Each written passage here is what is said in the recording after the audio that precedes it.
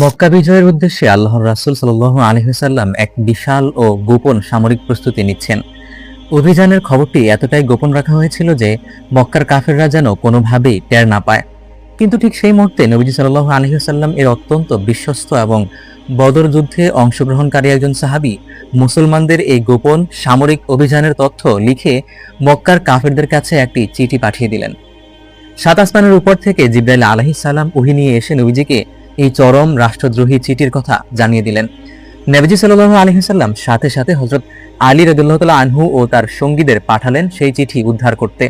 মদিনার সীমানা পার হয়ে মরুভূমির এক জায়গায় এক নারীর চুল থেকে উদ্ধার করা হলো সেই গোপন চিঠি। কে ছিলেন সেই সাহাবী, আর কেনই বা তিনি এমন ভয়ঙ্কর কাজ করেছিলেন? আসসালামু আলাইকুম। শানে নুজুল সিরিজের ৬০তম পর্বে আপনাদের স্বাগতম। আজ আমাদের আলোচ্য বিষয় মদিনায় নাজিল হওয়া অত্যন্ত গুরুত্বপূর্ণ সূরা, সূরা আল মুমতাহানাহ। মুমতাহানা শব্দের অর্থ হলো যাকে পরীক্ষা করা হয়েছে বা পরীক্ষিত নারী।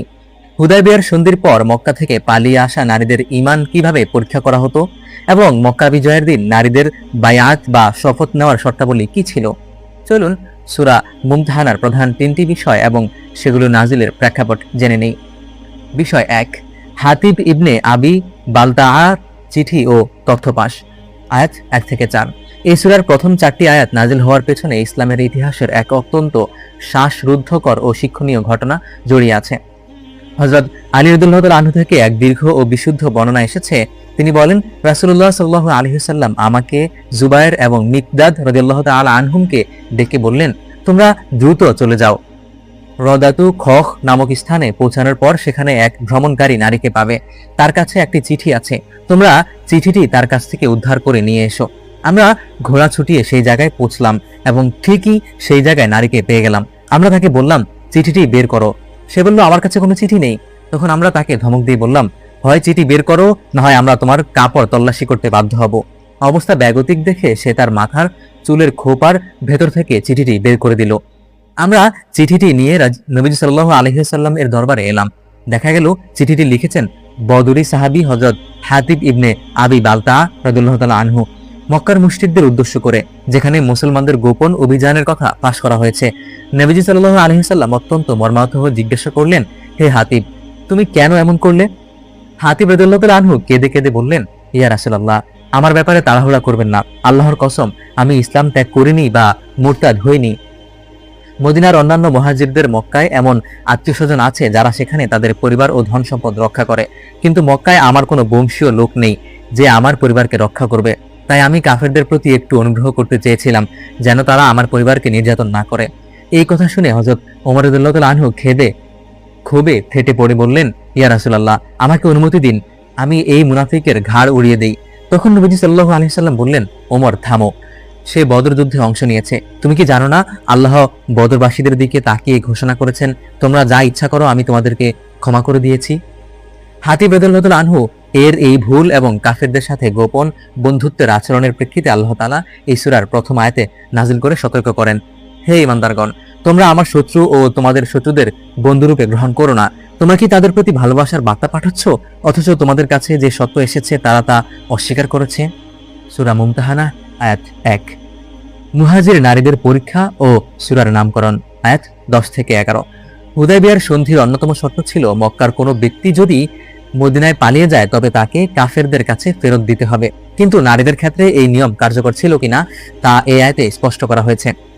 হযরত আয়েশা রাদিয়াল্লাহু তাআলা আনহা ও মারওয়ান ইবনুল হাকাম থেকে বর্ণিত, হুদায়বিয়ার সন্ধির পর মক্কার কাফেরদের অত্যাচার সইতে না পেরে কিছু মুসলিম নারী মদিনায় হিজরত করে চলে আসেন।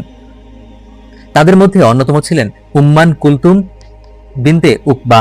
কাফেররা মদিনায় এসে দাবি করল চুক্তি অনুযায়ী এই নারীদের ফেরত দিতে হবে।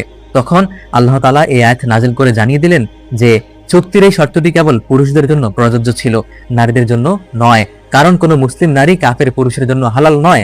তবে আল্লাহর নির্দেশ দিলেন মক্কা থেকে আসা এই নারীদের পরীক্ষা করতে হবে, তারা কি সত্যি ইসলামের টানে এসেছে নাকি স্বামীর উপর রাগ করে বা দুনিয়ার কোনো স্বার্থে এসেছে।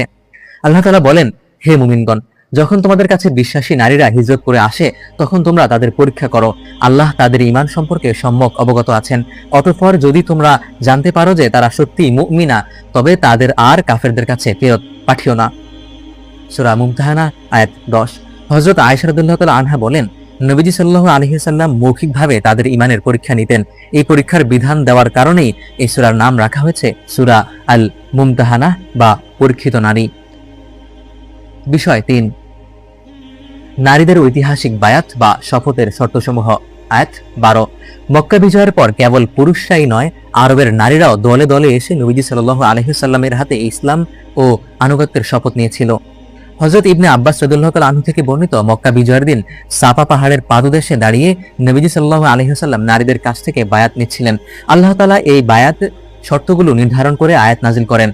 হে নবী, ঈমানদার নারীরা যখন আপনার কাছে এসে এই মর্মে বায়াত করতে চায় যে তারা আল্লাহর সাথে কোনো কিছুকে শরীক করবে না, চুরি করবে না, ব্যভিচার করবে না, নিজেদের সন্তানদের হত্যা করবে না, সজ্ঞানে কোনো মিথ্যা অপবাদ রটনা করবে না এবং কোনো সৎ কাজে আপনার অবাধ্য হবে না, তখন আপনি তাদের বায়াত গ্রহণ করুন এবং তাদের জন্য আল্লাহর কাছে ক্ষমা প্রার্থনা করুন।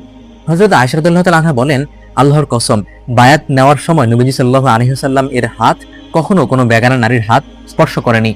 তিনি কেবল মুখে বলতেন, আমি এই শর্তগুলোর উপর তোমাদের বায়াত গ্রহণ করলাম। সূরা আল মুমতাহানা আমাদের জীবনের অন্যতম একটা বড় শিক্ষা দেয়। বদরি সাহাবী হওয়া সত্ত্বেও হাতিব রাদিয়াল্লাহু তাআলা আনহু এর মতো মানুষ যখন আবেগের বশে ভুল করতে পারেন, তখন আমাদেরও সবসময় সতর্ক থাকতে হবে, যেন কোনো দুনিয়াবী স্বার্থে আমরা ইসলামের বা দেশের কোনো গোপন তথ্য শত্রুর কাছে ফাঁস না করে দেই। আর এই সূরা প্রমাণ করে ইসলামে নারীর মর্যাদা কতটা সংরক্ষিত যে স্বয়ং আল্লাহ তাআলা তাদের কাফেরদের হাত থেকে রক্ষা করার জন্য বিশেষ বিধান নাজিল করেছেন। ইনশাআল্লাহ আগামী পর্বে আমরা কথা বলবো সূরা আস-সফ নিয়ে। ইয়া রাহমান।